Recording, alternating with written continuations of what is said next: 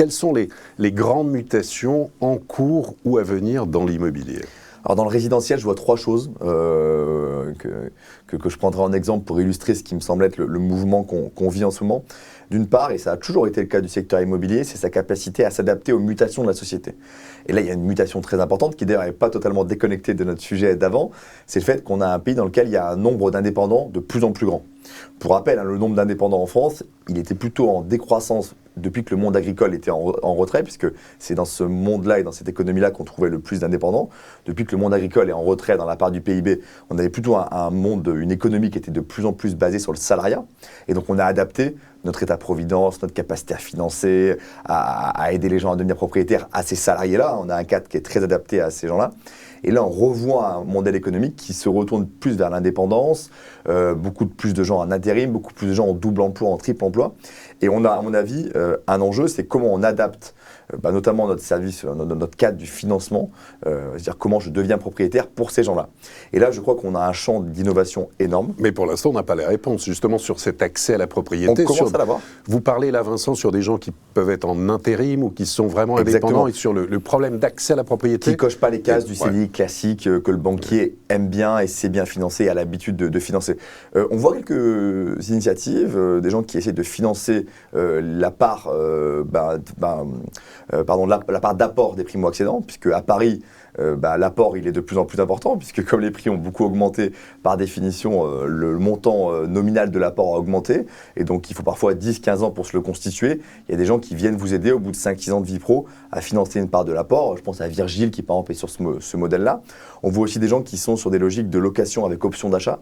Moi, je crois beaucoup à ces logiques-là, de dire à des gens, vous n'êtes pas aujourd'hui finançable, mais vous avez trouvé le bien de votre rêve, et bien écoutez, commencez votre parcours résidentiel en étant locataire, mais vous avez une option d'achat sur ce bien qui correspond à vos besoins. Alors ça peut être de la propriété progressive, ça peut être quelqu'un qui achète le bien un tiers à votre place, et qui vous offre une option d'achat pour, au moment où vous êtes prêt, au moment où vous êtes finançable, vous y avez accès.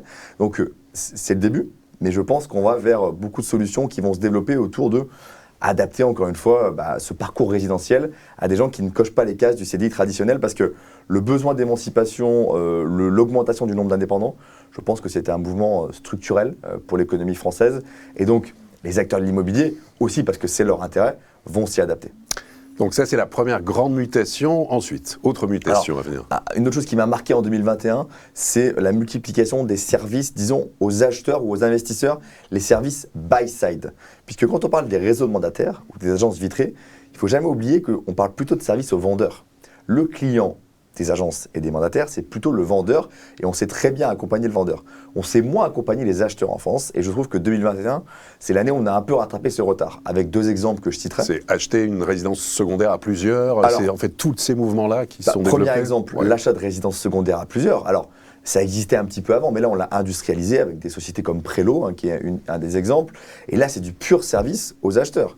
Je veux acheter une résidence secondaire, mais je n'ai pas les moyens de l'acheter tout seul, ou je n'ai pas envie de l'acheter tout seul parce que je vais l'utiliser 2, 3, 4 semaines par an. Et donc, j'ai envie de me mettre à 5, à 6, à 7 pour l'acheter. Et là, clairement, avoir un conseil acheteur, parce que c'est ça le rôle d'un prélo, par exemple, qui va m'aider à trouver les 6 ou 7 autres personnes, c'est pas toujours facile, qui après va m'aider à organiser la gestion de l'emploi du temps, et on sait que c'est un point clé de ces services-là, et qui va aussi offrir un panel de services de conciergerie pour faire en sorte que quand j'arrive la deuxième semaine d'août, il y a une femme de ménage ou un service de ménage qui a été fait entre la première et puis la deuxième, de sorte que quand j'arrive, l'expérience client soit de bon niveau. Et ça, c'est purement du service aux acheteurs qu'on ne voyait pas avant. Et l'autre exemple de service aux acheteurs ou aux investisseurs, c'est la multiplication et le développement très fort des plateformes d'investissement locatif, Mastéos, Beanstock, Bvoic. On en a vu 4 ou 5 qui se sont fortement développés et qui disent aux Français qui ont de l'épargne, et ils sont nombreux après ces 2 années de Covid, vous voulez investir dans la pierre en investissement locatif, tout seul ça va être long de trouver, ça va être long de suivre les travaux, de trouver le locataire, de faire la gestion locative, passez par moi et je vous fais un service clé en main, là encore un service buy-side, qui n'est pas nouveau au sens où il y avait des acteurs avant, mais qui est nouveau dans l'ampleur que ces services ont pris, notamment au cours de l'année 2021.